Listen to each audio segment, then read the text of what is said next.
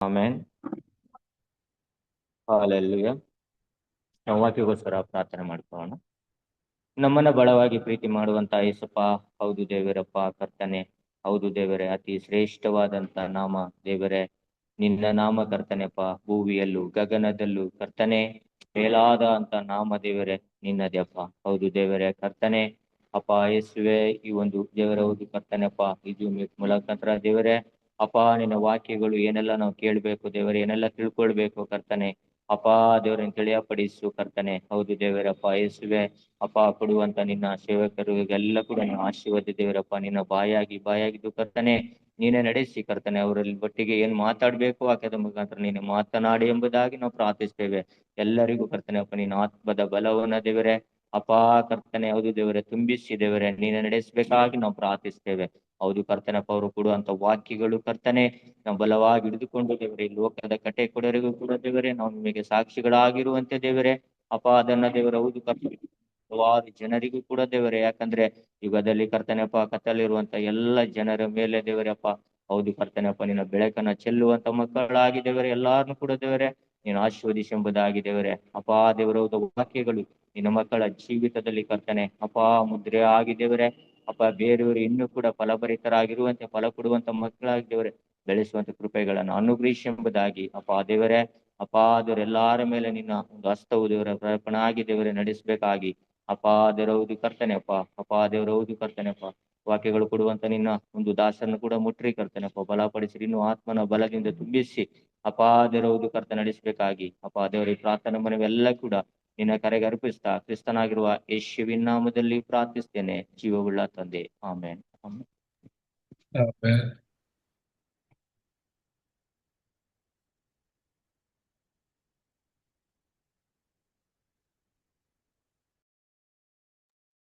ದೇವರ ಪರಿಶುದ್ಧ ನಾಮ ಸ್ತೋತ್ರವಾಗಲಿ. ಜಾಯ್ನ್ ಆಗಿರುವಂತಹ ಎಲ್ಲ ದೇವರ ಮಕ್ಕಳಿಗೆ ಕ್ರಿಸ್ತನ ಯೇಸು ನಾಮದಲ್ಲಿ ವಂದಿಸ್ತೇನೆ.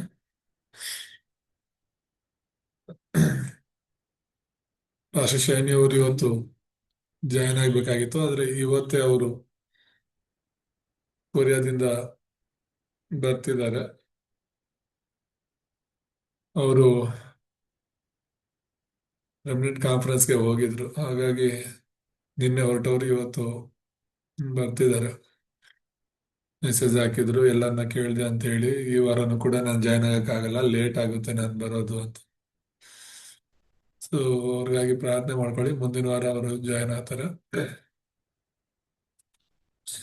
ಕಳೆದ ವಾರ ನಾವು ನೋಡ್ತಾ ಇದ್ವಿ ಜೀವನದ ಮೂಲಭೂತ ಸಮಸ್ಯೆಗಳು ಮತ್ತು ಸುವಾರ್ತೆ ಎಂಬುದಾಗಿ ಪರಿಚಯವನ್ನ ನಾವು ನೋಡಿದ್ವಿ. ಇವತ್ತು ಮುಖ್ಯ ಸಂದೇಶದಲ್ಲಿ ನಾವು ನೋಡೋಣ. ಮುಖ್ಯ ಸಂದೇಶದಲ್ಲಿ ಒಡಂಬಡಿಕೆ ಎಂಬುದಾಗಿ, ದೇವರು ಮಾಡಿಕೊಂಡಂತ ಒಡಂಬಡಿಕೆ ಏನು ಎಂಬುದಾಗಿ ನಾವು ನೋಡೋಣ.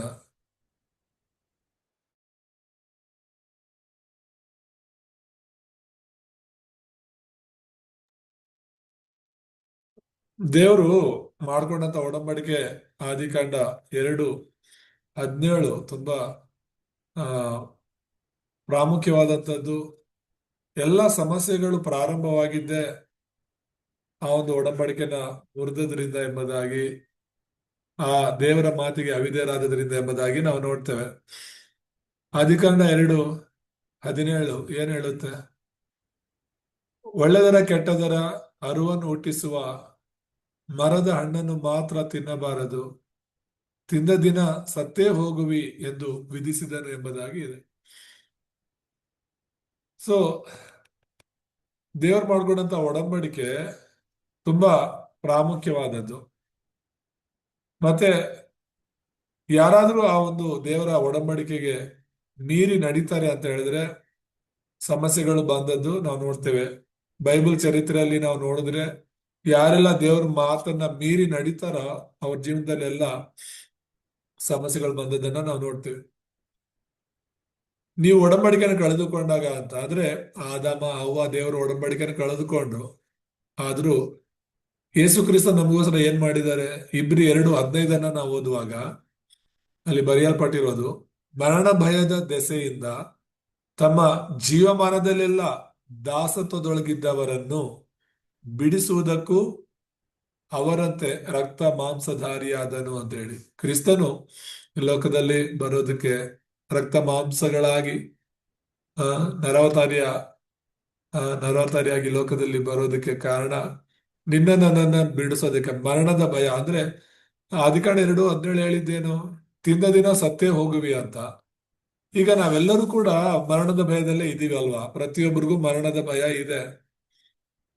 ಆ ತುಂಬಾ ಜನರು, ಅನ್ಯ ಜನರು ಶಾರೀರಿಕವಾದ ಮರಣಕ್ಕಾಗಿ ಭಯ ಪಡ್ತಿದ್ದಾರೆ. ಶಾರೀರಿಕ ಭಯ, ಒಂದು ಮರಣ ಅನ್ನೋದೇನು ದೊಡ್ಡ ವಿಷಯ ಅಲ್ಲ. ಪ್ರತಿಯೊಬ್ಬರು ಸಾಯ್ತಾ ಇದ್ದಾರೆ. ಪ್ರತಿಯೊಂದು ಪ್ರಾಣಿ ಪಕ್ಷಿಗಳು, ಪ್ರತಿ ಮನುಷ್ಯನು ಕೂಡ ಸಾಯ್ತಾ ಇದ್ದಾನೆ. ನಾವು ಕೂಡ ಒಂದು ದಿನ.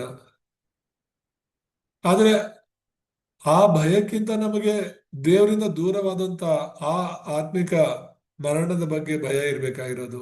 ಮತ್ತೆ ಶಾಶ್ವತವಾಗಿ ನಿತ್ಯ ನರಕಕ್ಕೆ ಹಾಕಲ್ಪಡ್ತೀವಲ್ಲ, ನಿತ್ಯ ಮರಣ, ಆ ಭಯ ನಮ್ಮಲ್ಲಿ ಇರ್ಬೇಕಾಗಿರೋದು. ಆ ಭಯದಿಂದ, ಆ ಮರಣದಿಂದ ಯೇಸು ಕ್ರಿಸ್ತನು ನಮ್ಮನ್ನ ಬಿಡಿಸೋದಕ್ಕಾಗಿನೇ ಮನುಷ್ಯನಾಗಿ ಬಂದು ನಮ್ಮ ಎಲ್ಲರ ಪಾಪಗಳನ್ನು ಹೊತ್ತನೆಂಬುದಾಗಿ ನಾವು ನೋಡ್ತೇವೆ. ಹಾಗೆ ಹೋಶೇಯ 6ನೇ ಅಧ್ಯಾಯ 7ನೇ ವಚನವನ್ನ ಓದೋಣ.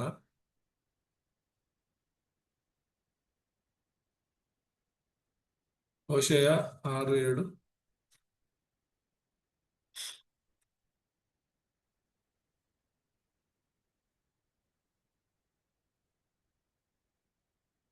ಅವರು ಪ್ರಾಪಂಚಿಕರಂತೆ ನನ್ನ ನಿಬಂಧನೆಯನ್ನು ಮೀರಿದ್ದಾರೆ, ಅಲ್ಲಲ್ಲಿ ನನಗೆ ದ್ರೋಹ ಮಾಡಿದ್ದಾರೆ ಅಂತ ಹೇಳಿ ಯೇಸು ಸ್ವಾಮಿ ಹೇಳ್ತಾ ಇರುವಂತದ್ದು.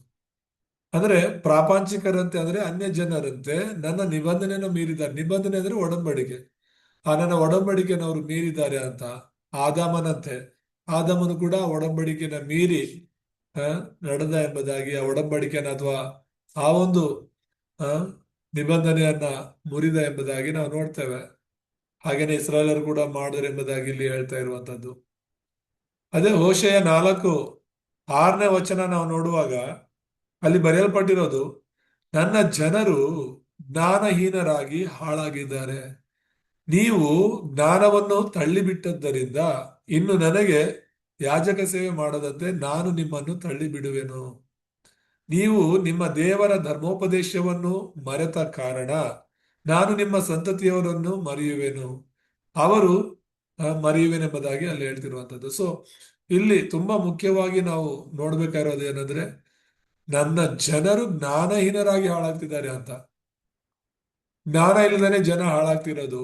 ದೈವಿಕ ಜ್ಞಾನ, ಆತ್ಮಿಕ ಜ್ಞಾನ ಇಲ್ಲದೆ ಜನ ಹಾಳಾಗ್ತಾ ಇದ್ದಾರೆ. ದೇವರ ಬಗ್ಗೆ ಸರಿಯಾದ ತಿಳುವಳಿಕೆ ಇಲ್ಲದೆ, ದೇವರ ಬಗ್ಗೆ ಸರಿಯಾದ ಜ್ಞಾನ ಇಲ್ಲದವರು ನಾಶವಾಗ್ತಿದ್ದಾರೆ ಎಂಬುದಾಗಿ ನಾವು ಇಲ್ಲಿ ನೋಡ್ತೇವೆ.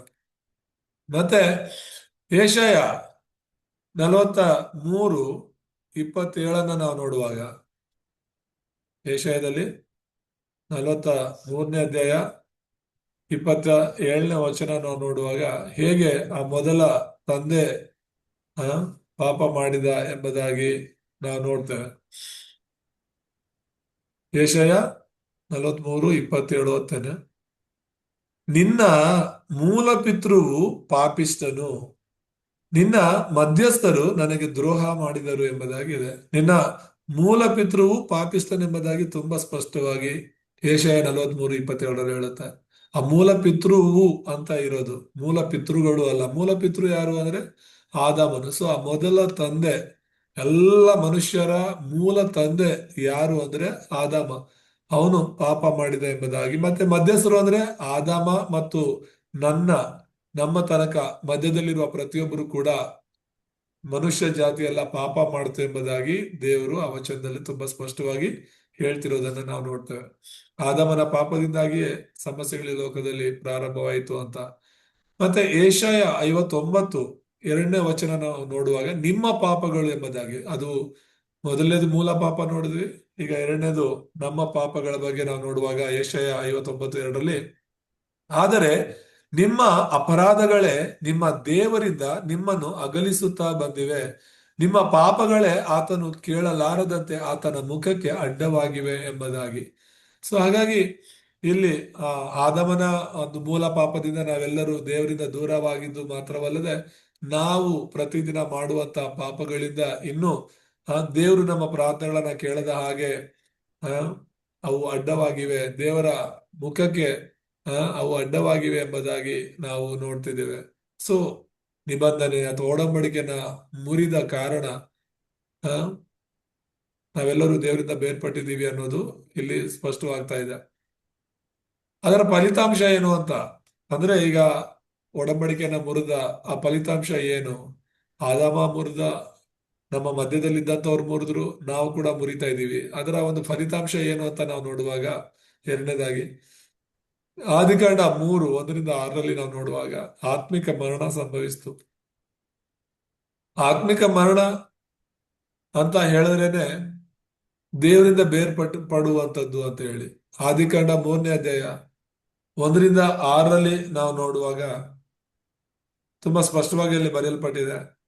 ಯೆಹೋವ ದೇವರು ಉಂಟು ಮಾಡಿದ ಎಲ್ಲಾ ಭೂಜಂತುಗಳಲ್ಲಿ ಸರ್ಪವು ಯುಕ್ತಿಯುಳ್ಳದ್ದಾಗಿತ್ತು.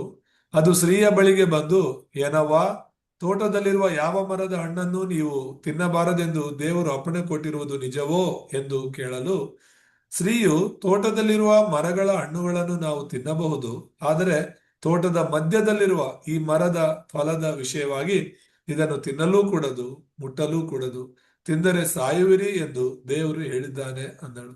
ಆಗ ಸರ್ಪವು ಸ್ತ್ರೀಗೆ, ನೀವು ಹೇಗೂ ಸಾಯುವುದಿಲ್ಲ, ನೀವು ಇದರ ಹಣ್ಣನ್ನು ತಿಂದಾಗಲೇ ನಿಮ್ಮ ಕಣ್ಣುಗಳು ತೆರೆಯುವವು, ನೀವು ದೇವರಂತೆ ಆಗಿ ಒಳ್ಳೆದರ ಕೆಟ್ಟದರ ಭೇದವನ್ನು ಅರಿತವರಾಗಿರುವಿರಿ, ಇದು ದೇವರಿಗೆ ಚೆನ್ನಾಗಿ ಗೊತ್ತುಂಟು ಅಂದಿತು. ಆಗ ಸ್ತ್ರೀಯು ಆ ಮರದ ಹಣ್ಣು ತಿನ್ನುವುದಕ್ಕೆ ಉತ್ತಮವಾಗಿಯೂ ನೋಡುವುದಕ್ಕೆ ರಮ್ಯವಾಗಿಯೂ ಜ್ಞಾನೋದಯಕ್ಕೆ ಅಪೇಕ್ಷಿಸತಕ್ಕದ್ದಾಗಿಯೂ ಇದೆ ಎಂದು ತಿಳಿದು ಅದನ್ನು ತೆಗೆದುಕೊಂಡು ತಿಂದಳು. ಸಂಗಡ ಇದ್ದ ಗಂಡನಿಗೂ ಕೊಡಲು ಅವನು ತಿಂದನು ಅಂತ ಹೇಳಿ ಇದೆ. ಸೊ ಇಲ್ಲಿ ನಾವು ನೋಡ್ತಿರೋದೇನು? ಆ ಮೂಲ ಆ ಪಾಪ ಎಲ್ಲಿ ಪ್ರಾರಂಭವಾಯಿತು ಅನ್ನುವಂಥದ್ದನ್ನ ನೋಡ್ತಾ ಇದ್ದೀವಿ. ಅದು ಎಲ್ಲಿ ಪ್ರಾರಂಭವಾಯಿತು, ಹೇಗೆ ಪ್ರಾರಂಭವಾಯಿತು ಅನ್ನೋದನ್ನ ನಾವು ನೋಡ್ತಾ ಇದ್ದೀವಿ. ಆದಾಮ ದೇವರ ಒಂದು ಒಡಂಬಡಿಕೆಯನ್ನ ಮುರಿದದ್ದನ್ನ ನಾವು ನೋಡ್ತಾ ಇದ್ದೇವೆ. ಅದರ ಪ್ರತಿಫಲ ಏನು ಅಂದ್ರೆ ದೇವರಿಂದ ಬೇರ್ಪಟ್ಟದ್ದು. ದೇವರ ಜೊತೆ ಇರಬೇಕು ಅಂತ, ದೇವರನ್ನ ಆರಾಧನೆ ಮಾಡಬೇಕು ಅಂತ ದೇವರು ಆದಾಮನನ್ನ, ಹವ್ವಳನ್ನ, ಮನುಷ್ಯ ಜಾತಿಯನ್ನ ಸೃಷ್ಟಿ ಮಾಡಿದ್ರು. ಆದ್ರೆ ಒಂದು ಒಡಂಬಡಿಕೆ ಮಾಡಿಕೊಂಡ್ರು, ಎಲ್ಲ ಹಣ್ಣನ್ನ ನೀವು ತಿನ್ಬೋದು, ಆದ್ರೆ ಇದೇ ತೋಟದ ಮಧ್ಯದಲ್ಲಿರುವಂತ ಈ ಹಣ್ಣನ್ನ ತಿನ್ನಬಾರ್ದು, ತಿಂದ್ರೆ ನೀವು ಸಾಯ್ತೀರಾ ಅಂತ. ಸಾವು ಅಂದ್ರೆ ದೇವರಿಂದ ಬೇರ್ಪಡೋದು, ದೇವರಿಂದ ದೂರ ಆಗ್ತೀರಾ ಅಂತ ಹೇಳಿದ್ರು. ಸೈತಾನಗೆ ಅದು ಚೆನ್ನಾಗಿ ಗೊತ್ತು. ಆದಮ ಅವರು ದೇವರ ಸ್ವರೂಪದಲ್ಲಿದ್ದಾರೆ, ದೇವರ ಜೊತೆಗೆ ದೇವರ ಮಹಿಮೆಯೊಂದಿಗೆ ಇದ್ದಾರೆ ಅಂತ. ಹೇಗಾದ್ರೂ ಮಾಡಿ ದೇವರ ಸೃಷ್ಟಿನ ಹಾಳು ಮಾಡಬೇಕು, ದೇವರ ಸೃಷ್ಟಿ ಮಾಡಿರುವಂತ ಮನುಷ್ಯನನ್ನ ಅವನಿಂದ ದೂರ ಮಾಡಬೇಕು ಅಂತ ಹೇಳಿ ಏನ್ ಪ್ರಯತ್ನ ಮಾಡಿದ್ರು ಕೂಡ ಅವರು ದೇವರಿಂದ ದೂರ ಆಗಲ್ಲ ಅಂತ ಅವನಿಗೆ ಗೊತ್ತು. ಹಾಗಾಗಿ ಏನನ್ನ ತಿಂದ್ರೆ ಸಾಯ್ತಾರೆ ಅಂತ ಅವನು ಗೊತ್ತಿತ್ತೋ ಆ ಮರದ ಹತ್ರಕ್ಕೆ ಹೋಗಿ ತಿನ್ನೋದಕ್ಕೆ ಅವನು ಪ್ರೇರೇಪಿಸಿದ ಎಂಬುದಾಗಿ ನಾವು ನೋಡ್ತೇವೆ. ಎಫೆಸ ಎಫೆಸಿಯರಿಗೆ ಬರೆದ ಪತ್ರಿಕೆಯಲ್ಲಿ 2ನೇ ಅಧ್ಯಾಯ 1ನೇ ವಚನದಲ್ಲಿ ನಾವು ನೋಡುವಾಗ, ನಮ್ಮ ಅಪರಾಧಗಳ ಮತ್ತು ಪಾಪಗಳ ದೆಸೆಯಿಂದ ಸತ್ತವರಾದ ನಮ್ಮನ್ನ ಕ್ರಿಸ್ತ ಯೇಸುವಿನಲ್ಲಿ ದೇವರು ಬದುಕಿಸ್ತಾರೆ ಎಂಬುದಾಗಿದೆ. ನಾವು ಸತ್ತದ್ದು ಯಾವುದರಿಂದ ಅಂದ್ರೆ ಪಾಪ ಮತ್ತು ಅಪರಾಧಗಳ ನಿಮಿತ್ತ ಎಂಬುದಾಗಿ. ಪ್ರತಿಯೊಬ್ಬರ ಜೀವನದಲ್ಲೂ ಕೂಡ ಸಾವಿದೆ. ನಾವು ಆಲ್ರೆಡಿ ಸತ್ತ ಸ್ಥಿತಿಯಲ್ಲೇ ಹುಟ್ಟಿರೋದು, ದೇವರಿಂದ ದೂರವಾದ ಸ್ಥಿತಿಯಲ್ಲೇ ಹುಟ್ಟಿರೋದು. ಪ್ರತಿಯೊಬ್ಬ ಮನುಷ್ಯನು ಕೂಡ ದೇವರಿಂದ ದೂರವಾದ ಸ್ಥಿತಿಯಲ್ಲಿ ಹುಟ್ಟಿದ್ದಾನೆ ಎಂಬುದಾಗಿ ನಾವು ನೋಡ್ತೇವೆ. ಯೆಶಾಯ 43:8 ನಾವು ನೋಡುವಾಗ, ಕಣ್ಣಿದ್ದರೂ ಕುರುಡಾದ, ಕಿವಿದ್ದರೂ ಕಿವುಡರಾದ ಜನರನ್ನ ಕರೆ ಎಂಬುದಾಗಿ ದೇವರು ಹೇಳ್ತಿದ್ದಾರೆ. ಕಣ್ಣು ಕಾಣ್ತಿದೆ ನಿಜ, ಕಿವಿ ಕೇಳ್ತಿದೆ ನಿಜ, ಆದ್ರೆ ದೇವರಿಲ್ಲಿ ಪ್ರಸ್ತಾಪಿಸ್ತಾ ಇರುವಂತದ್ದು ಆತ್ಮಿಕ ಕುರುಡುತನ, ಆತ್ಮಿಕ ಕಿವುಡುತನದ ಬಗ್ಗೆ ಮಾತನಾಡ್ತಾ ಇದ್ದಾರೆ. ಯಾಕಂದ್ರೆ ದೇವರಿಂದ ದೂರವಾದಂತ ಜನರೆಲ್ಲರೂ ಕೂಡ ಆತ್ಮಿಕವಾಗಿ ಅವರು ಕುರುಡರಾದ್ರು, ಆತ್ಮಿಕವಾಗಿ ಅವರು ಕಿವುಡರಾದ್ರು. ಸೈತಾನನ ಮಾತನ್ನ ನಿಜ ಅಂತ ನಂಬ್ತಿದ್ದಾರೆ ವಿನಃ ದೇವರ ಮಾತುಗಳನ್ನಲ್ಲ. ಈ ಲೋಕದ ಜನರ ಮಾತುಗಳನ್ನ ಅವರು ನಿಜ ಅಂತ ನಂಬ್ತಿದ್ದಾರೆ, ಆದ್ರೆ ದೇವರ ಸೇವಕರ ಮಾತುಗಳನ್ನ ಅವರು ನಿಜ ಅಂತ ನಂಬ್ತಾ ಇಲ್ಲ. ಯಾಕಂದ್ರೆ ಅವರು ಕಿವುಡರಾಗಿದ್ದಾರೆ ಎಂಬುದಾಗಿ ನಾವು ನೋಡ್ತೇವೆ. ಹಾಗೇನೆ ರೋಮಪುರ 3:23 ಇರುವಂತದ್ದು, ಇವರು ಏನ್ ಮಾಡಿದ್ರು, ಇವ್ರು ದೇವರಿಂದ ದೂರವಾದ್ಮೇಲೆ ಆತ್ಮಿಕವಾಗಿ ಕಿವುಡರಾಗಿ ಕುರುಡರಾಗಿ ಮಾರ್ಪಟ್ಟ ಮೇಲೆ ರೋಮ 3:23 ಹೇಳುವ ಹಾಗೆ ಅವರು ಸೈತಾನನಿಂದ ದಬ್ಬಾಳಿಕೆಗೊಳಗಾದ್ರು, ಸೈತಾನನ ಮಕ್ಕಳಾಗಿ ಅವ್ರು ಮಾರ್ಪಟ್ರು. ಅಲ್ಲಿ ನಾವು ನೋಡ್ತೇವೆ ಮೂಲ ಪಾಪ ಮಾಡಿದ್ರು ಎಂಬುದಾಗಿ. ಹ? ಆ ಮೂಲ ಪಾಪ, ಮನುಷ್ಯರೆಲ್ಲರೂ ಕೂಡ ಮೂಲ ಪಾಪದೊಳಗೆ ಇದ್ದಾರೆ ಅನ್ನೋದನ್ನ ನಾವು ನೋಡ್ತೀವಿ. ಯಾಕಂದ್ರೆ ರೋಮಾಪುರ 3:23 ಹೇಳೋದೇನಂದ್ರೆ ಎಲ್ಲರೂ ಪಾಪ ಮಾಡಿ ದೇವರ ಮಹಿಮೆಯನ್ನು ಹೊಂದದೆ ಹೋಗಿದ್ದಾರೆ ಅಂತ, ಎಲ್ಲರೂ ಪಾಪಿಗಳೇ ಅಂತ ಹೇಳುತ್ತೆ. ಇದು ಮೂಲ ಪಾಪವನ್ನು ಸೂಚಿಸುತ್ತೆ. ಯಾಕಂದ್ರೆ ಕೆಲವರೆಲ್ಲ ಹೇಳ್ತಾರಲ್ಲ, ನನಗೆ ಜ್ಞಾನ ಬಂದಾಗ್ಲಿಂದ, ನನಗೆ ತಿಳುವಳಿಕೆ ಬಂದಾಗ್ಲಿಂದ ನಾನು ಯಾವ ತಪ್ಪು ಮಾಡಿಲ್ಲ, ಯಾರಿಗೂ ಅನ್ಯಾಯ ಮಾಡಿಲ್ಲ, ಮೋಸ ಮಾಡಿಲ್ಲ ಅಂತೆಲ್ಲ ಹೇಳ್ತಿರ್ತಾರಲ್ಲ, ಅಂತವ್ರಿಗೆ ನಾವು ದೃಷ್ಟಿಯಲ್ಲಿ ಇಟ್ಕೊಂಡು ಹೇಳೋದಾದ್ರೆ ಈ ಮೂಲ ಪಾಪ ಅನ್ನೋದು ಪ್ರತಿಯೊಬ್ಬರಲ್ಲೂ ಇದೆ ಎಂಬುದಾಗಿ ನಾವು ನೋಡ್ತೇವೆ. ಹ? ಅದಾದ್ಮೇಲೆ FSC 2:2 ನಾವು ನೋಡುವಾಗ, ಯಾವಾಗ ಅವರು ಆ ಒಂದು ಮೂಲ ಪಾಪಿಗಳಾದ್ರೂ ಸೈತಾನ ಅವರನ್ನ ನಡೆಸ್ತಾ ಇದ್ದಾನೆ ಎಂಬುದಾಗಿ ನಾವು ನೋಡ್ತೇವೆ. FSC ಯಲ್ಲೇ 2ನೇ ಅಧ್ಯಾಯ 2ನೇ ವಚನವನ್ನ ನೋಡುವಾಗ, ಈ ಒಂದು ವಾಯುಮಂಡಲದಲ್ಲಿ ಅಧಿಕಾರ ನಡೆಸುವಂತ ಅಧಿಪತಿಗೆ ಅವರು ಒಳಗಾದರು ಎಂಬುದಾಗಿ ಓದೋಣ. ಅದು FSC 2:2. ನೀವು ಪೂರ್ವದಲ್ಲಿ ಅಪರಾಧಗಳನ್ನು ಪಾಪಗಳನ್ನು ಮಾಡುವವರಾಗಿದ್ದು ಇಹಲೋಕಾಚಾರಕ್ಕೆ ಅನುಸಾರವಾಗಿ ನಡೆದುಕೊಂಡಿರಿ. ವಾಯುಮಂಡಲದಲ್ಲಿ ಅಧಿಕಾರ ನಡೆಸುವ ಅಧಿಪತಿಗೆ, ಅಂದರೆ ನಂಬಲೊಲ್ಲದವರನ್ನು ಅವಿಧೇಯತೆಗೆ ಈಗ ಪ್ರೇರಿಸುವ ಆತ್ಮನಿಗೆ ಅನುಸಾರವಾಗಿ ನಡೆದುಕೊಂಡಿರಿ ಅಂತ ಹೇಳಿ ಇದೆ. ಯಾರ ಪ್ರೇರೇಪಣೆಗೆ ಒಳಗಾದ್ರು ಅಂತ ಹೇಳಿದ್ರೆ ಈ ಸೈತಾನನ ಪ್ರೇರೇಪಣೆಗೆ, ಸೈತಾನನ ಮಾತಿನಂತೆ ಅವರೆಲ್ಲರೂ ನಡೆಯುವರಾದರು ಎಂಬುದಾಗಿ ನಾವು ನೋಡ್ತೇವೆ. ಮತ್ತೆ ಅಪೊಸ್ತಲರ ಕೃತ್ಯಗಳು 10ನೇ ಅಧ್ಯಾಯ 38ನೇ ವಚನದಲ್ಲಿ ನಾವು ನೋಡುವಾಗ, ಯಾವ ರೀತಿ ಸೈತಾನನು ಮನುಷ್ಯರನ್ನೆಲ್ಲ ಅವನ ಒಂದು ಹತೋಟಿಯಲ್ಲಿ ಇಟ್ಕೊಂಡು ಅವರನ್ನ ಬಾಧಿಸ್ತಿದ್ದಾನೆ ಎಂಬುದಾಗಿ ನಾವು ನೋಡ್ತೇವೆ. ಅಪೊಸ್ತಲರ ಕೃತ್ಯಗಳು 10:38ರಲ್ಲಿ, ದೇವರು ನಜರೇತಿನ ಯೇಸುವನ್ನು ಪವಿತ್ರಾತ್ಮದಿಂದಲೂ ಬಲದಿಂದಲೂ ಅಭಿಷೇಕಿಸಿದನು. ದೇವರು ಆತನ ಸಂಗಡ ಇದ್ದದ್ದರಿಂದ ಆತನು ಉಪಕಾರಗಳನ್ನು ಮಾಡುತ್ತಾ ಸೈತಾನನಿಂದ ಬಾಧಿಸಲ್ಪಡುತ್ತಿರುವವರೆಲ್ಲರನ್ನು ಗುಣ ಮಾಡುತ್ತಾ ಸಂಚರಿಸಿದನು. ಇದೆಲ್ಲ ನಿಮಗೆ ಗೊತ್ತಾಗಿರುವುದಷ್ಟೇ ಅಂತ ಹೇಳಿ. ಅಂದ್ರೆ ಇಲ್ಲಿ ಬರೀತಿರೋದೇನು ಲೂಕನು ಅಂತ ಹೇಳಿದ್ರೆ, ಯೇಸು ಕ್ರಿಸ್ತನ ಲೋಕದಲ್ಲಿ ಬಂದದ್ದು ಏನಕ್ಕೋಸ್ಕರ ಅಂದ್ರೆ ಸೈತಾನದಿಂದ ಬಾಧಿಸಲ್ಪಡ್ತಿರೋರನ್ನ ಗುಣಪಡಿಸೋದಕ್ಕೆ. ಸೈತಾನದಿಂದ ಬಾಧಿಸಲ್ಪಡ್ತಾ ಇದ್ದಾರೆ ಅನ್ನೋದು ನಿಜ ತಾನೆ. ದೇವರು ಸೈತಾನದಿಂದ ಬಾಧಿಸಲ್ಪಡೋರನ್ನ ಬಿಡುಗಡೆ ಮಾಡ್ತಿದ್ದಾರೆ ಅಂದ್ರೆ ಅದರ ಅರ್ಥ ಈ ಲೋಕದಲ್ಲಿರುವ ಪ್ರತಿಯೊಬ್ಬರು ಕೂಡ ಸೈತಾನನ ಮಕ್ಕಳಾಗಿದ್ದಾರೆ, ಸೈತಾನದಿಂದ ನಡೆಸಲ್ಪಡ್ತಿದ್ದಾರೆ ಮತ್ತು ಸೈತಾನದಿಂದ ಬಾಧಿಸಲ್ಪಡ್ತಾ ಇದ್ದಾರೆ ಅಂತ ಹೇಳಿ. ಯೋಹಾನ ಸುವಾರ್ತೆ 8ನೇ ಅಧ್ಯಾಯ 44ನೇ ವಚನದಲ್ಲಿ ನಾವು ನೋಡುವಾಗ, ಆ ಸೈತಾನನು ಎಲ್ಲರಿಗೂ ಕೂಡ ಅವನು ತಂದೆ ಆಗಿದ್ದಾನೆ ಎಂಬುದಾಗಿ ನಾವು ನೋಡ್ತೇವೆ. ಆ ಮೂಲ ಪಿತೃ ಆಗಿದ್ದಾನೆ ಅವನು. ಎಲ್ಲರ ತಂದೆ ಆಗಿದ್ದಾನೆ ಆತ್ಮಿಕವಾಗಿ. ಯಾಕಂದ್ರೆ ನಾವು ದೇವ್ರ ಮಾತನ್ನ ಕೇಳಿದೆ, ಸೈತಾನ್ ಮಾತು ಕೇಳಿರೋದ್ರಿಂದ. ಆ ವಚನದಲ್ಲಿ ಹೇಳುತ್ತೆ, ಸೈತಾನು ನಿಮ್ಮ ತಂದೆ, ನೀವು ಆ ತಂದೆಯಿಂದ ಹುಟ್ಟಿದವರಾಗಿದ್ದು ನಿಮ್ಮ ತಂದೆಯ ದುರಿಚ್ಛೆಗಳನ್ನೇ ನಡೆಸಬೇಕೆಂದಿದ್ದೀರಿ. ಅವನು ಆದಿಯಿಂದಲೂ, ಅಂದ್ರೆ ಏದೇನ್ ತೋಟದಿಂದಲೂ ಅಲ್ಲ, ಪರಲೋಕದಿಂದಲೂ ಕೂಡ ಕೊಲೆಗಾರನಾಗಿದ್ದು ಸತ್ಯದಲ್ಲಿ ನಿಲ್ಲಲಿಲ್ಲ. ಅವನಲ್ಲಿ ಸತ್ಯವೂ ಇಲ್ಲವೇ ಇಲ್ಲ. ಅವನು ಸುಳ್ಳಾಡುವಾಗ ಸ್ವಭಾವಾನುಸಾರವಾಗಿ ಆಡುತ್ತಾನೆ. ಅವನು ಸುಳ್ಳುಗಾರನು, ಸುಳ್ಳಿಗೆ ಮೂಲ ಪುರುಷನು ಆಗಿದ್ದಾನೆ ಎಂಬುದಾಗಿ ವಾಕ್ಯ ಹೇಳುತ್ತೆ. ಸೊ ಫಲಿತಾಂಶಗಳನ್ನ ನಾನು ಹೇಳ್ತಿರೋದು, ಫಸ್ಟ್ ಪಾಪ ನೋಡಿದ್ವಿ, ಈಗ ಫಲಿತಾಂಶವನ್ನ ನೋಡ್ತಾ ಇದ್ದೀವಿ. ಪಾಪ ತಿನ್ನಬಾರ್ದಾಗಿರೋ ಹಣ್ಣನ್ನ ತಿಂದ್ರು, ದೇವರಿಗೆ ವಿಧೇಯರಾಗೋದನ್ನ ಬಿಟ್ಟು ಸೈತಾನನ ಮಾತಿಗೆ ವಿಧೇಯರಾದ್ರಿಂದ ಅದು ಮೂಲ ಪಾಪವಾಗಿ ದೇವರಿಂದ ಅವ್ರು ಬೇರ್ಪಟ್ರು ಎಂಬುದಾಗಿ ನೋಡ್ತೇವೆ. ಅದಕ್ಕೆ ಫಲಿತಾಂಶವಾಗಿ ದೇವರ ಆಡಳಿತದಲ್ಲಿ ಇರ್ಬೇಕಾಗಿರುವಂತಹ, ದೇವರ ಬಲ ಅಧಿಕಾರಕ್ಕೆ ಒಳಗಾಗಬೇಕಾಗಿರುವಂತ ನಾವು ಸೈತಾನನ ಬಲ ಮತ್ತು ಸೈತಾನ ಅಧಿಕಾರಕ್ಕೆ ಒಳಗಾದ್ವಿ ಅನ್ನೋದು ನಾವು ನೋಡ್ತಾ ಇರೋದು. ಸೈತಾನ ಕೆಲಸ ಏನು? ಯೋಹಾನ ಸುವಾರ್ತೆ 10ನೇ ಅಧ್ಯಾಯ 10ನೇ ವಚನ ನಾವು ನೋಡುವಾಗ, ಸೈತಾನ್ ಮಾಡುವಂತ ಮುಖ್ಯವಾದ ಕೆಲಸ ಇಲ್ಲಿ ನಾವು ನೋಡ್ತೇವೆ, ಕಳ್ಳನು ಕದ್ದುಕೊಳ್ಳುವುದಕ್ಕೂ ಕುಯ್ಯುವುದಕ್ಕೂ ಹಾಳು ಮಾಡೋದಕ್ಕೂ ಬರುತ್ತಾನೆ ಹೊರತು ಮತ್ತೆ ಯಾವುದಕ್ಕೂ ಬರುವುದಿಲ್ಲ ಅಂತ ಹೇಳ್ಬಿಟ್ಟು. ಸೈತಾನ ಬರೋದೇ ಈ 3 ವಿಷಯಗಳಿಗಾಗಿ: ಕದ್ದುಕೊಳ್ಳೋದು, ಕುಯ್ಯೋದು, ಹಾಳು ಮಾಡೋದು. ಇವತ್ತಿಗೂ ಸೈತಾನನು ಮಾಡ್ತಿರುವಂತ ಕೆಲಸ ಅದೇನೆ. 1 ಪೇತ್ರ 5:8 ಹೇಳಿರುವ ಹಾಗೆ, ಸೈತಾನನು ಗರ್ಜಿಸೋ ಸಿಂಹದೂಪದಲ್ಲಿ ಯಾರನ್ನ ನುಂಗಲಿ ಅಂತ ಹುಡುಕ್ತಾ ತಿರುಗ್ತಾ ಇದ್ದಾನೆ ಅಂತ ಹೇಳಿ. ಈಗ ಅನ್ಯ ಜನರಿಗಿಂತ ಹೆಚ್ಚಾಗಿ ಸೈತಾನನು ದೇವರ ಮಕ್ಕಳನ್ನು ಹುಡುಕ್ತಾ ಇದ್ದಾನೆ. ಯಾರನ್ನ ನುಂಗ್ಬೇಕು, ಯಾರನ್ನ ದೇವರಿಂದ ಸತ್ಯದಿಂದ ದೂರ ಮಾಡ್ಬೇಕು ಅಂತ ಹೇಳಿ ಪ್ರತಿದಿನ ಅವನು. ನಾವು ರೆಸ್ಟ್ ಮಾಡ್ತಿದೀವೇನೋ, ಸೈತಾನ ರೆಸ್ಟ್ ಮಾಡ್ತಿಲ್ಲ.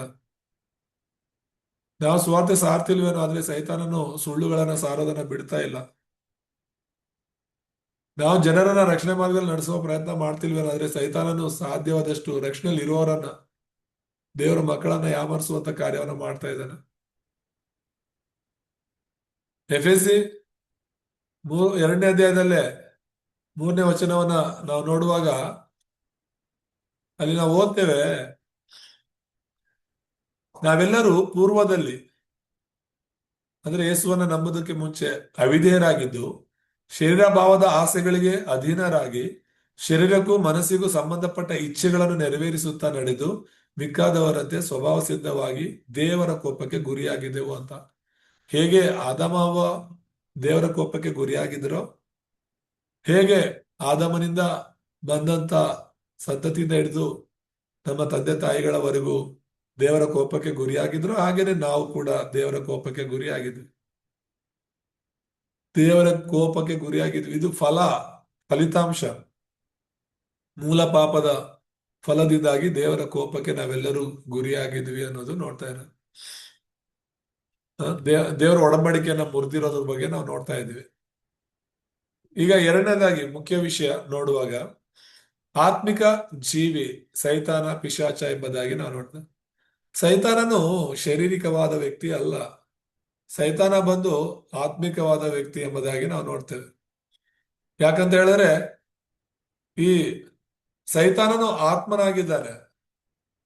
ಸೈತಾನ ಬಂದು ದೇಹ ಹೊಂದಿರುವವನಲ್ಲ, ಅವನು ಆತ್ಮಿಕ ವ್ಯಕ್ತಿಯಾಗಿದ್ದಾನೆ. ದೇವರು ಅವನನ್ನ ಆತ್ಮಿಕವಾಗಿ ಸೃಷ್ಟಿ ಮಾಡಿರೋದು ಅಂತ ಹೇಳಿ ನಾವು ನೋಡ್ತೇವೆ. ಆ ಆತ್ಮಿಕ ಜೀವಿಯಾಗಿರುವಂತಹ ಸೈತಾನ ಏನ್ ಮಾಡ್ದ ಎಂಬುದಾಗಿ ನಾವು ನೋಡ್ತೀವಿ. ಅವನು ಎಲ್ಲಿದ್ದ, ಏನ್ ಮಾಡ್ದ. ಯೋಹಾನ ಸುವಾರ್ತೆ 8:44 ಈಗಾಗಲೇ ನಾವು ಓದ್ಕೊಂಡ್ವಿ. ಸೈತಾನನು ಅವನು ಆದಿಯಿಂದಲೂ ಕೂಡ ಅವನು ಸುಳ್ಳುಗಾರನೆಂಬುದಾಗಿ ನಾವು ನೋಡಿದ್ವಿ. ಅದೇ ಸೈತಾನನ ಆದಿಕಾಂಡ 3ನೇ ಅಧ್ಯಾಯ 1ನೇ ವಚನದಲ್ಲಿ ನಾವು ನೋಡಿದ್ವಿ. ಸರ್ಪದ ರೂಪದಲ್ಲಿ ಆ ಸೈತಾನನು ಬಂದನೆಂಬುದಾಗಿ, ಸರ್ಪದ ರೂಪದಲ್ಲಿ ಸೈತಾನನು ಬಂದು ಆದಾಮ ಅವರನ್ನ ಮೋಸ ಮಾಡ್ದ ಎಂಬುದಾಗಿ ನಾವು ನೋಡ್ತೇವೆ. ಅವನು ಆತ್ಮನಾಗಿದ್ದರಿಂದ ಸರ್ಪದ ದೇಹದಲ್ಲಿ ಹೋಗಿ ಅವನು ಅದ್ರ ಮೂಲಕ ಮಾತನಾಡಿದನೆಂಬುದಾಗಿ. ಪ್ರಕಟಣೆ 12ನೇ ಅಧ್ಯಾಯ 9ನೇ ವಚನದಲ್ಲಿ ಆ ಪುರಾತನ ಸರ್ಪ, ಘಟ ಸರ್ಪದ ಬಗ್ಗೆ ದೇವರು ಮಾತಾಡಿರೋದನ್ನ ನಾವು ನೋಡ್ತೇವೆ. ಪ್ರಕಟಣೆ 12ನೇ ಅಧ್ಯಾಯ 9ನೇ ವಚನ, ಭೂಲೋಕದವರನ್ನೆಲ್ಲ ಮರಳುಗೊಳಿಸುವ ಆ ಮಹಾ ಘಟ ಸರ್ಪನು, ಭೂಲೋಕದವರನ್ನೆಲ್ಲ ಮರಳುಗೊಳಿಸುವ ಆ ಮಹಾ ಘಟ ಸರ್ಪನು ಅಂದರೆ ಪಿಶಾಚನೆಂತಲೂ ಸೈತಾನನೆಂತಲೂ ಹೆಸರುಳ್ಳ ಪುರಾತನ ಸರ್ಪವು ದೊಬ್ಬಲ್ಪಟ್ಟು ಭೂಮಿಗೆ ಬಿದ್ದನು ಎಂಬುದಾಗಿ ನಾವು ನೋಡ್ತೇವೆ. ಅವನ ದೂತರು ಅವನೊಂದಿಗೆ ದೊಬ್ಬಲ್ಪಟ್ಟರು ಅಂತ ಹೇಳಿ ವಾಕ್ಯ ತುಂಬಾ ಸ್ಪಷ್ಟವಾಗಿ ಹೇಳುತ್ತೆ. ಅಂದ್ರೆ ಈ ಸೈತಾನ ಎಲ್ಲಿದ್ದ? ಅವನು ಪರಲೋಕದಲ್ಲಿದ್ದ. 3 ಪ್ರಧಾನ ದೂತರನ್ನ ನಾವು ನೋಡ್ತೇವೆ ಬೈಬಲ್ ಪ್ರಕಾರ. ಆ 3 ಪ್ರಧಾನ ದೂತರು, ಒಬ್ಬ ಮೀಕಾಯಲ್ ಎಂಬುದಾಗಿ, 2ನೇದು ಗಾಬ್ರಿಯಲ್ ಎಂಬುದಾಗಿ, 3ನೇದು ಲೂಸಿಫರ್ ಎಂಬುದಾಗಿ ನಾವು ನೋಡ್ತೇವೆ. ಮೀಕಾಯಲು ಯುದ್ಧದ ಜವಾಬ್ದಾರಿಯನ್ನು ಹೊತ್ತವನು, ಗಾಬ್ರಿಯಲ್ ಸುವಾರ್ತೆಯ ಜವಾಬ್ದಾರಿಯನ್ನು ಹೊತ್ತವನು, ಮತ್ತು ಲೂಸಿಫರ್ ಅನ್ನೋನು ಆರಾಧನೆಯ ಜವಾಬ್ದಾರಿಯನ್ನ ಹೊತ್ತವನಾಗಿದ್ದ. ಪರಲೋಕದಲ್ಲಿ ಅತ್ಯಧಿಕವಾದ ಸ್ಥಾನಮಾನ ಇದ್ದದ್ದು ದೇವದೂತರುಗಳಲ್ಲಿ ಲೂಸಿಫರ್ನಿಗೆ. ಅದಕ್ಕೆ ಅವನು ಪುರಾತನ ಸರ್ಪ ಎಂಬುದಾಗಿ ನಾವು ನೋಡ್ತೇವೆ. ಅವನಲ್ಲಿಂದ ದೊಬ್ಬಲ್ಪಟ್ಟ ಕಾರಣ ಏನಂದ್ರೆ, ಅವನೆಲ್ಲ ಹೆಮ್ಮೆ ಬಂತು. ಏನ್ ಹೆಮ್ಮೆ ಬಂತು ಅಂತ ಹೇಳಿ, ಏನಕ್ಕೆ ದೇವರು ಅವನನ್ನ ಅಲ್ಲಿಂದ ದೊಬ್ಬುದ ಎಂಬುದಾಗಿ ನಾವು ಯೆಹೆಜ್ಕೇಲ 28ನೇ ಅಧ್ಯಾಯದಲ್ಲಿ ಓದೋಣ. ಯೆಹೆಜ್ಕೇಲ 28 1ರಿಂದ 9 ಓದೋಣ.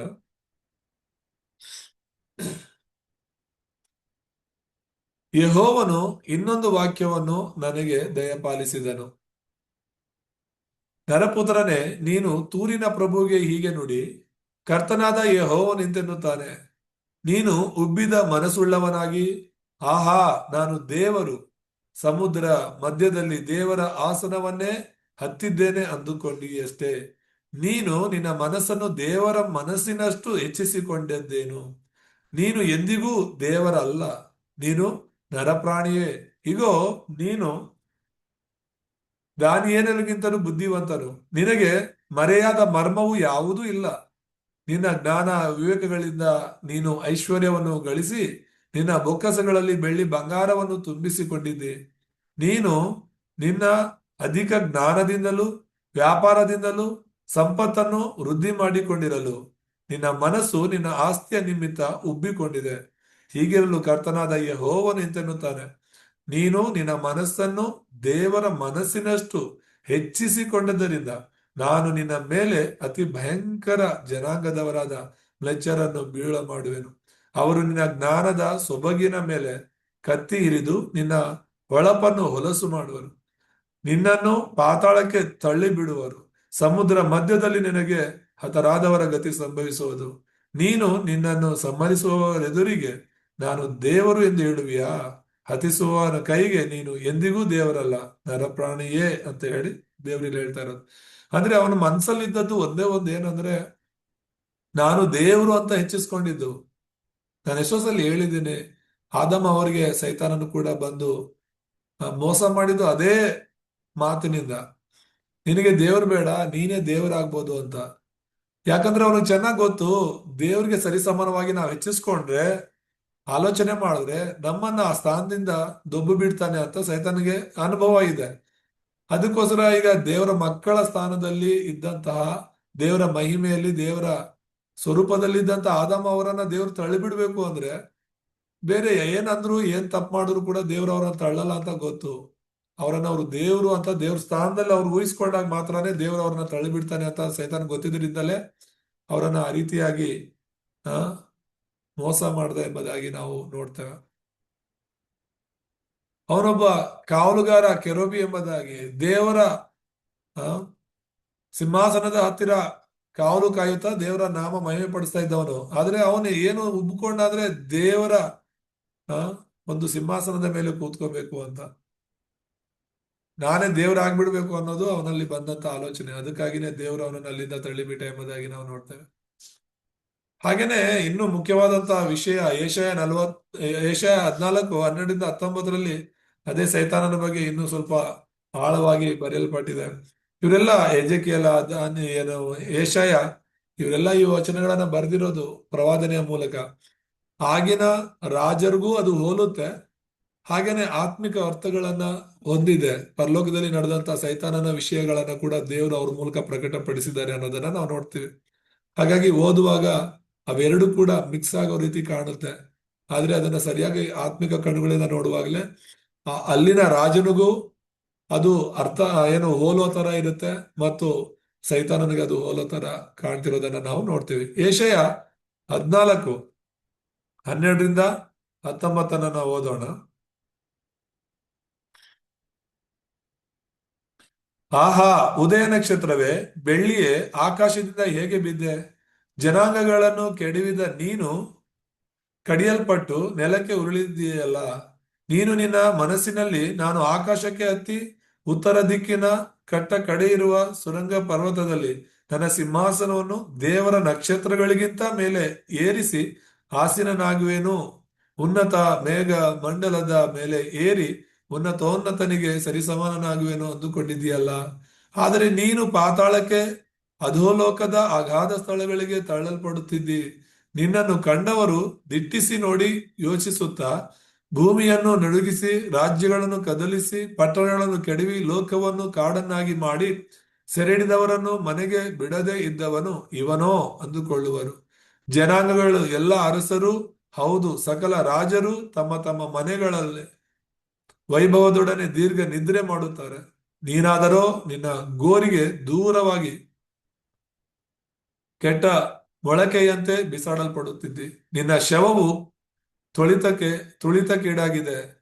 ಕತ್ತಿ ತಿವಿದು ಗುಂಡಿಯ ಕಲ್ಲುಗಳ ಪಾಲಾದ ಹತರೇ ಅದಕ್ಕೆ ಹೊದಿಕೆ ಎಂಬುದಾಗಿ ಇಲ್ಲಿ ಹೇಳ್ತಾ ಇರುವಂತದ್ದು. ಅಂದ್ರೆ ಆ, ಉದಯ ನಕ್ಷತ್ರ ಸೈತಾನ ಆಕಾಶದಿಂದ ಹೇಗೆ ಬಿದ್ದಿ ಅಂತ ಹೇಳಿದ್ರೆ ಅವನನ್ನು ಹೆಚ್ಚಿಸಿಕೊಂಡಿರೋದು. 13ನೇ ವಚನ ತುಂಬಾ ಸ್ಪಷ್ಟವಾಗಿ ಹೇಳುತ್ತೆ, ನೀನು ನಿನ್ನ ಮನಸ್ಸಿನಲ್ಲಿ ನಾನು ಆಕಾಶಕ್ಕೆ ಹತ್ತಿ ಉತ್ತರ ದಿಕ್ಕಿನ ಕಟ್ಟ ಕಡೆ ಇರುವ ಸುರಂಗ ಪರ್ವತದಲ್ಲಿ, ಕಟ್ಟ ಕಡೆದದು ಅಂದ್ರೆ ದೇವರ ಸಿಂಹಾಸನ, ಅದ್ರ ಮೇಲೆ ಯಾರ ಸಿಂಹಾಸನ ಇಲ್ಲ. ಆದ್ರೆ ಅವನು ಯೋಚನೆ ಮಾಡಿದ್ದು, ನನ್ನ ಸಿಂಹಾಸನವನ್ನ ದೇವರ ನಕ್ಷತ್ರಗಳಿಗಿಂತ ಮೇಲೆ ಏರಿಸಿ ಹಸೀನನಾಗುವೆನೆಂಬುದಾಗಿ. ಸೊ ಆ ಒಂದು ಕಾರಣಕ್ಕೆ ದೇವರು ಅವನನ್ನ ಅಲ್ಲಿಂದ ದೊಬ್ಬಿ ಬಿಟ್ಟ, ತಳ್ಳಿಬಿಟ್ಟ ಎಂಬುದಾಗಿ ನಾವು ನೋಡ್ತೇವೆ. ಇದನ್ನ ನಾವು ಅರ್ಥ ಮಾಡ್ಕೋಬೇಕು. ಮತ್ತೆ ಇಲ್ಲಿ ನಾವು ನೋಡ್ತೇವೆ ಆ ಉದಯ ನಕ್ಷತ್ರ ಯಾವ ರೀತಿ ಕೆಡವಲ್ಪಡ್ತು ಅಂತ. ಹಾಗೆ ಯೂದ ಹ್ಮ್, 1:6 ವಚನ ನೋಡುವಾಗ ಅಲ್ಲಿ ಕೂಡ ಈ ಸೈತಾನ ಬಗ್ಗೆ ಬರೆಯಲ್ಪಟ್ಟಿದೆ. ಏನಂತ ಇದೆ, ತಮ್ಮ ದೊರೆತನವನ್ನು ಕಾಪಾಡದೆ ತಮಗೆ ತಕ್ಕ ವಾಸಸ್ಥಾನವನ್ನು ಬಿಟ್ಟ ದೇವದೂತರಿಗೆ ದೇವರು ನಿತ್ಯವಾದ ಬೇಡಿಗಳನ್ನು ಹಾಕಿ ಮಹಾದಿನದಲ್ಲಿ ಆಗುವ ದಂಡನೆಯ ತೀರ್ಪಿಗಾಗಿ ಅವರನ್ನು ಕತ್ತಲೆಯೊಳಗೆ ಇಟ್ಟಿದ್ದಾನೆ ಎಂಬುದಾಗಿ. ಸೊ ಯಾರೆಲ್ಲ ದೇವರು ವಿರುದ್ಧವಾಗಿ ನಡ್ಕೊಂಡು ಅವ್ರನ್ನೆಲ್ಲ ಕೂಡ ತಮ್ಮ ಸ್ಥಾನದಿಂದ ಕೆಳಗೆ ಇಳಿಸಿದ್ದಾನೆ ಎಂಬುದಾಗಿ ನಾವು ನೋಡ್ತಾ ಇರುವಂತದ್ದು. ದೇವರ ನಾಮಕ್ಕೆ ಸ್ತೋತ್ರವಾಗಲಿ. ಹಾಗಾಗಿ ಇದನ್ನ ನಾವು ಅರ್ಥ ಮಾಡ್ಕೋಬೇಕು. ಸಮಯ ಆಯಿತು. ಮುಂದಿನ ವಾರ ಇನ್ನು ಮಿಕ್ಕ ವಿಷಯವನ್ನ ನಾವು ನೋಡೋಣ. ಯಾವ ರೀತಿ ಸೈತಾನ ಎಲ್ಲಿಂದ ಬಂದ, ಹೇಗ್ ಬಂದ, ಯಾಕೆ ಬಂದ ಅನ್ನುವಂಥ ವಿಷಯಗಳನ್ನ ನಾವು ನೋಡ್ತಾ ಇದೀವಿ. ಅವನ್ ಬಿದ್ದಿದ್ದಲ್ಲದೆ ನಮ್ಮನ್ನು ಕೂಡ ಅವನು ಅಲ್ಲಿಂದ ಬೀಳಿಸ್ತಿರೋದನ್ನ ನಾವು ನೋಡ್ತಾ ಇದ್ದೀವಿ. ಈ ವಾಕ್ಯದಿಂದ ದೇವರು ನಮ್ಮನ್ನ ಬಲಪಡಿಸಿ ಆಶೀರ್ವಾದ ಮಾಡಲಿ. ಪ್ರಾರ್ಥನೆ ಮಾಡ್ಕೊಳ್ಳೋಣ. ನಮ್ಮನ್ನು ಬಹಳವಾಗಿ ಪ್ರೀತಿಸುವಂತ ನಮ್ಮ ತಂದೆಯ ದೇವರೇ, ನಿಮ್ಮ ಪರಿಶುದ್ಧ ನಾಮ ಸ್ತೋತ್ರವಾಗಲಿ. ಒಂದು ಒಳ್ಳೆಯ ಸಮಯದಲ್ಲಿ ನಮ್ಮನ್ನು ನಾವು ತಗ್ಗಿಸ್ಕೊಳ್ತಾ ಇದ್ದೇವೆ. ಹೌದು ಸ್ವಾಮಿ, ಮೂಲ ಪಾಪಗಳಿಂದ ದೇವರೇ, ಹೌದು ಸ್ವಾಮಿ, ಪೂರ್ವಿಕರ ಪಾಪಗಳಿಂದ, ವಾಸ್ತವ ಪಾಪಗಳಿಂದ ನಮ್ಮನ್ನ ಬಿಡಿಸಿದಕ್ಕಾಗಿ ಸ್ತೋತ್ರ. ನಮಗೋಸ್ಕರ ನೀವು ರಕ್ತ ಮಾಂಸವಾಗಿ ಮಾರ್ಪಟ್ಟದಕ್ಕಾಗಿ ಸ್ತೋತ್ರ. ನಿಮ್ಮ ಕೃಪೆಯಿಂದ ನಮ್ಮನ್ನ ರಕ್ಷಣೆ ಮಾರ್ಗದಲ್ಲಿ ನಡೆಸಿದ ದೇವರೇ ಸ್ತೋತ್ರ ಸ್ವಾಮಿ. ನಿಮ್ಮ ಪರಿಶುದ್ಧ ಆತ್ಮನ ನಮ್ಮ ಹೃದಯಗಳಲ್ಲಿ ವಾಸ ಮಾಡುವಂತೆ ಮಾಡಿದಕ್ಕಾಗಿ ಸ್ತೋತ್ರ. ನೀವೇ ನಮ್ಮೊಂದಿಗೆ ಇದು ನಡೆಸಬೇಕಾಗಿ ಕ್ರಿಸ್ತನಾದ ಯೇಸುವಿನ ಪ್ರಾರ್ಥಿಸಿಬಿಡುತ್ತೇನೆ ತಂದೆ. ಆಮೇನ್. ಎಲ್ಲರಿಗೂ ಪ್ರೈಸ್ ಲಾರ್ಡ್. Praise Lord. ಎಲ್ಲರಿಗೂ ಪ್ರೈಸ್